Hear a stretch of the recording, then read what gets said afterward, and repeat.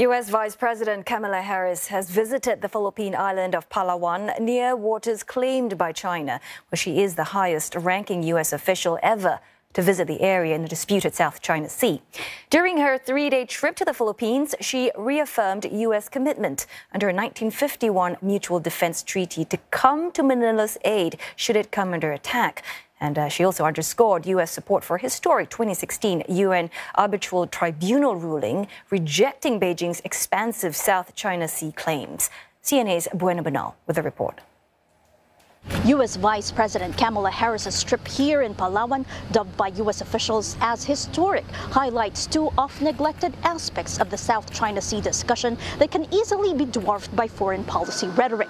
Number one are the lived experiences of artisanal fisherfolk who rely on the sea for their living. Ms. Harris visited the fishing village of Tagboros, said to be responsible for some 50% of the fish supply of Palawan's capital city, Puerto Princesa. Over the years, South China Sea discussion have been dominated by maritime transport, given that 1/3 of global shipping passes through the South China Sea, or B, the man-made structures that, according to think tanks, have been aggressively built by China over the years in those disputed waters. But Ms. Harris said a rules-based international order in the South China Sea ultimately protects livelihood.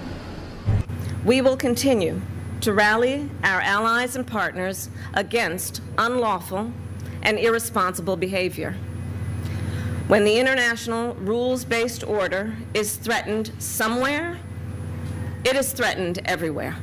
The other aspect of the South China Sea discussion highlighted in her trip is the humanitarian dimension. She delivered her speech on board the Philippine ship Teresa Magbanwa, the largest and most modern of the Philippine Coast Guard fleet. And this is a ship that brings supplies and post-typhoon aid to Thito Island, locally known as Pag-asa Island or Hope in English, that is part of the disputed larger Spratly Islands or Nansha Islands, and that is also home to a Filipino civilian population.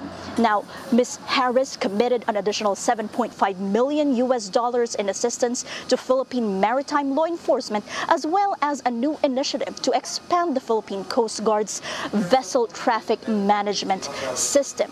According to local maritime law enforcement officials that I spoke to on the ground, they are always challenged by China Coast Guard whenever they visit those Philippine-occupied islands in those disputed waters. Some of them who have been on those mission trips to Thito or Pag-asa Island say the island doesn't have a port big enough to accommodate a ship like Teresa Magbanwa, so supplies need to be hauled by smaller boats from a certain distance. Obviously, even with external support, the Philippines domestically still needs to beef up crucial maritime infrastructure.